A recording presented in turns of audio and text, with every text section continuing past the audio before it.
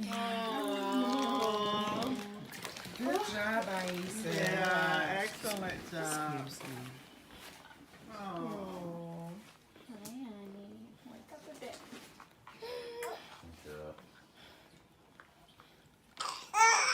Oh. She was born in her bag. That's such a blessing. Hey guys, let's take my hair down with me while I talk about why I chose to have a home birth, right? So my name is Issa. I have 3 kids, and I actually had my first kid in a hospital, so I've seen both sides. I know how the hospital works and how a home birth works. So I will make points on what made me choose to have the rest of my kids at home and go through the home birth experience that I had, right? So first I want to talk about my hair for a second, since I'm giving a little two for one hair home birth, right? So I've been natural for about 9 years, and this would be my go-to style, how to get my fro the way I want it. So normally I either wear a fro, or if I'm tired of dealing with my hair, combing my hair, I will put some box braids in. I learned how to braid a couple years ago, so I just do that. Flat twists work for me. It gives me the volume I want for my hair texture and my hair length. It just works best for me. I do Bantu knots on the ends just for defined curls. If I don't have Bantu knots, then the hair is like straggly. It's all in my face, but with the Bantu knots, it makes the curls a little tighter. So I have like a more defined bang, and it kind of shapes my face versus stragglies, right? Okay. And I'm going to use a little hair oil to help take my flat twist out. I start in the back so I can see, because if I start in the front, it's real big and I can't see the back, right? Okay. In regards to my home births, or my birth experience period, with my first child, I did consider having not a home birth, but a water birth at a birthing center. And I was a little discouraged because, once you start talking about it to your friends and your family, most people do not know someone who's had a home birth. So it's kind of scary. And it was scary for my mom, which kind of scared me. So I decided to go ahead and have my daughter at a hospital. So I found an OB in a hospital that I liked, and I decided to go that route. Now my OB was fine, she was nice or whatever, but the process, like the amount of time it took to make eye contact with my OB during my visits, it bothered me. You go to the office and you check in, then you wait like 5 to 20 minutes. Then the nurse comes to get you. She takes you back, she weighs you, she takes your blood pressure, your oxygen. Then you wait another 5 to 20 minutes, maybe even longer, before you see your doctor. And I didn't like that. It took too long. Like, I have things to do as well. And it didn't feel personal. It felt like a transaction. I don't want to say it felt like her job, because it was her job, but I don't know. She was nice, don't get me wrong, but it wasn't for me. That whole process was not for me. Also, in regards to having my daughter at the hospital, after 2 weeks, probably a couple weeks after giving birth to my daughter, I started to get the bills, right? So it threw me off because I was expecting one bill. Like, you had your baby, here's your bill, right? No, I got a bill from the hospital for sleeping in their beds and eating their foods. I got a bill from the doctor who helped me give birth. I got a bill from the doctor who checked on me while I was in the hospital.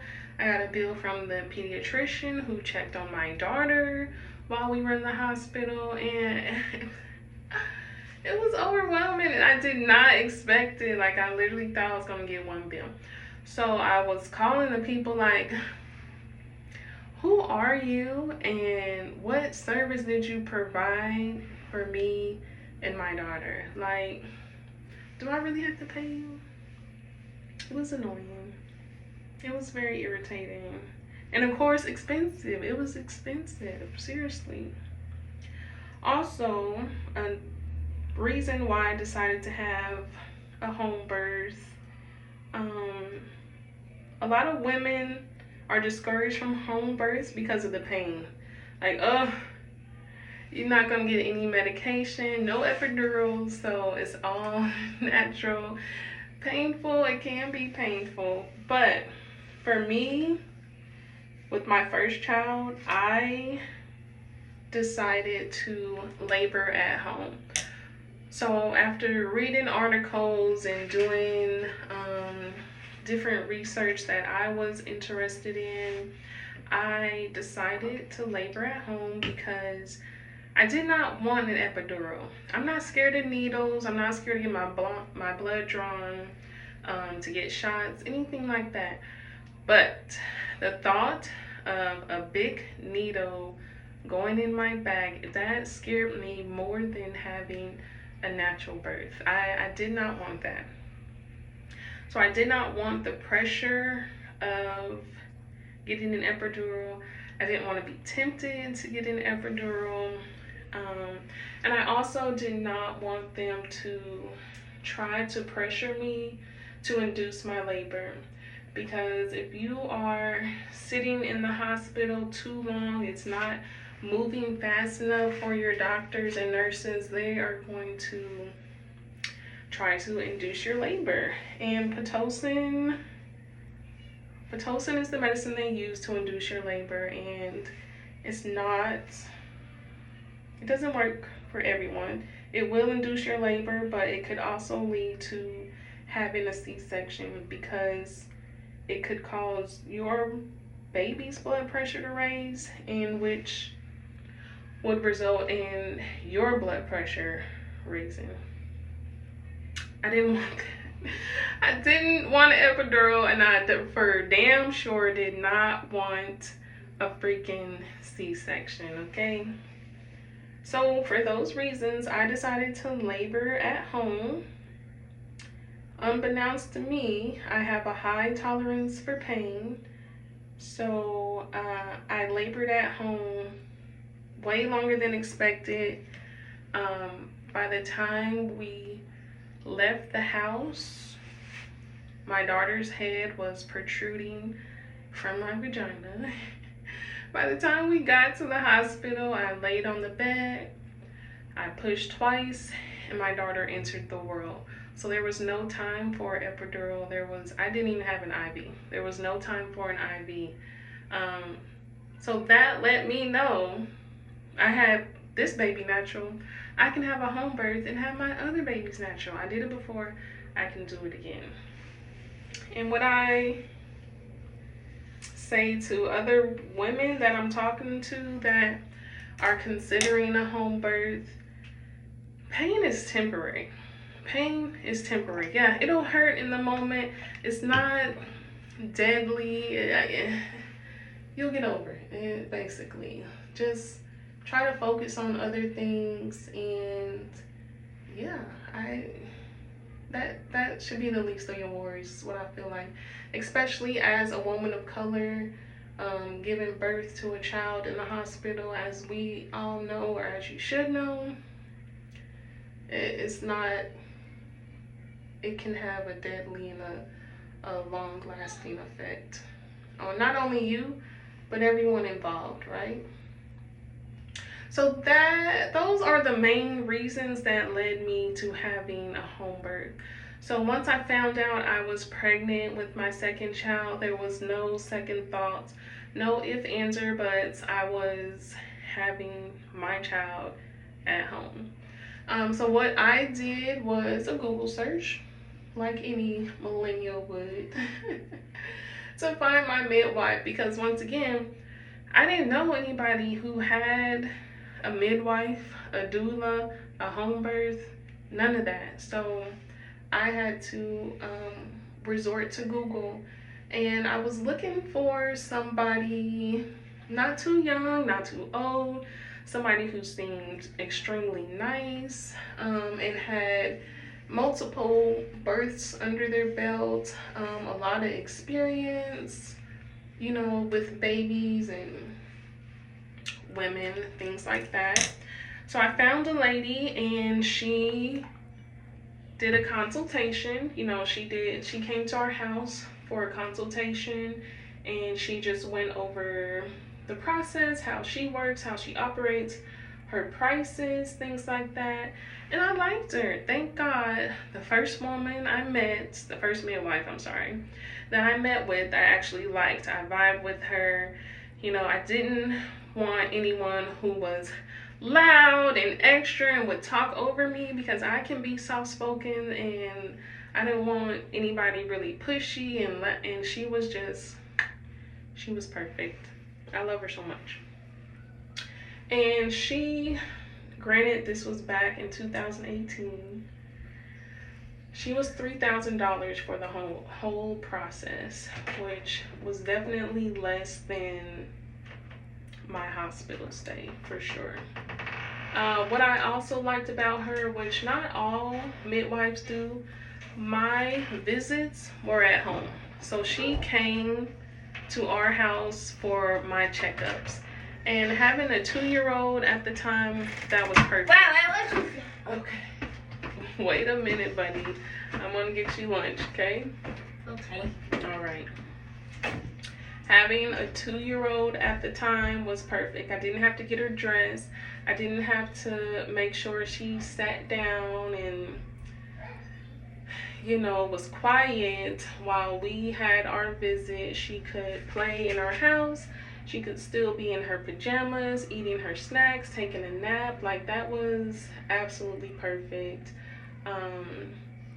So that worked out. And with my mom having her doubts and her worries and her fears, she actually came to our house during one of the visits just to chat with the midwife, you know, ask her questions. And the midwife was definitely receptive and open, because I'm sure, you know, my mom wasn't the first person to question a home birth and be worried for their child. So my midwife was super nice and answered her questions that she had, and it definitely put my mom at ease and made her feel better that she got to meet my midwife and learn a little bit about her in the process and things like that. So that was lovely.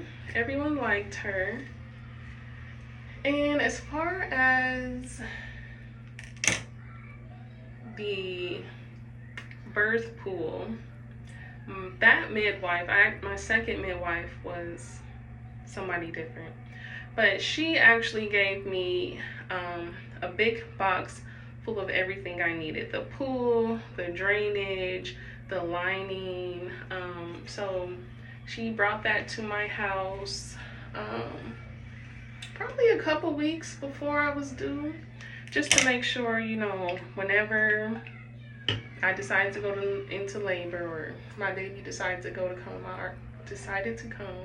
I already had what I needed. The day of my delivery, I called my midwife when I had contractions, and she came over after a while. My My family came because, of course, they were not there for my first birth since it happened so quick. They missed the birth of their first grandchild, and I got a lot of for that. So everyone was there super early. I'm talking like 8 or 9 o'clock in the morning. They had their laptops so they could do work. They're downstairs watching TV. They ordered pizza. They're relaxing. I was going through labor upstairs, me and my husband and my midwife, just going through the contractions, different soothing techniques to help ease the pain, right? And once I started to give birth, everyone came upstairs and they surrounded the birth pool, and they got to witness the birth of my child. It was me, my husband, my midwife, and she brought a helper. She brought some help, a young lady who was in training. It was my mom, my aunt, my mother-in-law, my best friend, her daughter, and of course our 2-year-old daughter. So we got a room full of people, which is fine because we had the space and that's what we wanted. Everyone wanted to be there and we wanted them to be there to enjoy this moment. So that was nice. After I gave birth, I sat in the pool for just a hot second to make sure everything was out of my body that needed to come out, right? And then I went to my bed, and the nurse, checked down there to make sure there was no tearing, and pressed or felt on my stomach to make sure everything was out. She stayed for a while to make sure I was good and I didn't need anything. She gave me advice as to what I should eat, and yeah.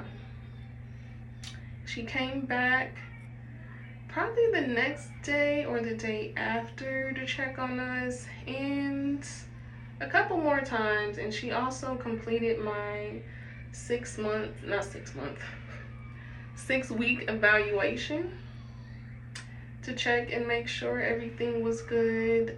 Once again, everything was at my house. I didn't have to go anywhere. I didn't have to buy anything. And yeah, it was a great experience. The pain, contractions, they hurt, right? Of course they hurt. To me, they feel like cramps, menstrual cramps. I don't cramp during my period. I have at one point in time in my life I cramped, but now I don't really get cramps. So for me, it just felt like extreme cramps. It was what I remember cramps felt like. So I just kind of bear through the pain. As far as pushing my second child out, I'll say this, I don't remember because everything was just happening so fast. Like, of course it was uncomfortable, but I don't remember excruciating pain pushing her out. Of course it hurt, but everything was happening so fast with my first daughter that my head was spinning. With my second child, she was actually born in her sac. My water didn't break, so it wasn't, I didn't feel head and then shoulders and then moved in. I didn't feel none of that. She slipped out in the sac. Of course, pushing the sac out was hard, but it wasn't too bad. Now my son, oh my God, my third one, my son, I felt that. Every single thing I felt, and that was a lot. Now, I mentioned earlier that I had a different midwife for my second child, and that's because my first midwife was on a little hiatus.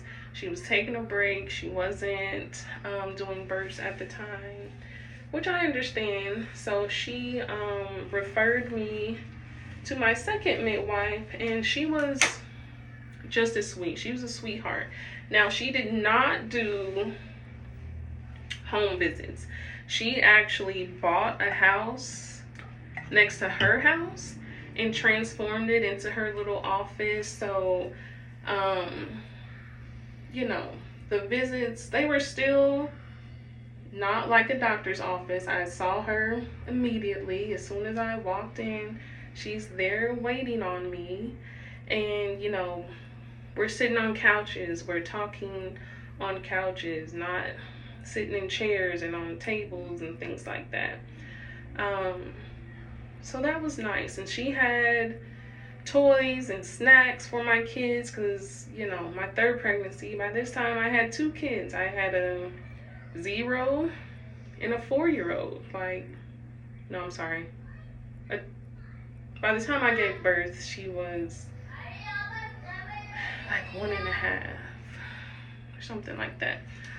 Anyways, 2 small kids, right, who have to sit during my visits sometimes. And it was still fun. And once again, it was more of a personal relationship. It wasn't like, oh, see a nurse, then, yeah, I'm almost done, buddy. And then see the doctor. You know, both my midwives, they knew my kids' name. They had a relationship with my kids. And like, oh, she's walking now. Oh, she's hitting this milestone. Different things like that. It was personal. Like they were family. Like they were friends. It was just a completely different experience, in which I enjoyed so much better than the hospital. I really hope that I hit the big points, the major points. I can't think of anything else off the top of my head, but please, if you have any questions, let me know. I'll be glad to answer. Anybody I talk to that's pregnant or trying to get pregnant, I'm like, have a home birth. Have a home birth, you know, have that baby at home. You get it your way. It's your rules. I feel like at the hospital, the doctors and such, you know, they want you in and out. Hurry up and have your baby so you can get out of here, and we can get on to the next person and make more money, make our thousands of dollars, right? I didn't feel like that with my midwives. They truly cared, and also they were readily available. I could call them, text them anytime, and I would get a response. If not immediately, you know, within the hour. It wasn't like, oh, you can only talk to me until 5 and then leave a voicemail and I might get back to you tomorrow. Or not even the doctor. The nurse will get back to you tomorrow. No. You know, with my second child, breastfeeding was not as easy. It was painful. I don't know what was wrong. So I would text my midwife like, help me. What do I do, you know? And she'd give me advice. She'd help me, tell me some things that I should buy, some things I should try, some things I should do. And that was very helpful and beneficial, something I could not get with my OB, like my first birth. Of course, in the hospital, you have somebody come in and they help you latch and things like that, but it's different. I can't just call that nurse when I go home. I can't. You might have a support system and things like that, a Facebook group, but this is an actual midwife. Someone who's going to help me, someone who has done this many times before. It's not an opinion, it's a fact of what she's telling you, right? So I encourage everyone to look into it and consider it. like I said, don't worry about the pain. Pain is temporary. It's okay, you know. We have all these memories, you know. Our mothers and my best friend and my aunt, you know, have these memories of watching my child being born, who they love and they care about so much. It's something you'll never forget, and yeah, you can help the next person. So like I said, any questions, comments, drop down below. Let me know. I'll be happy to answer any questions, and good luck to you in your journey.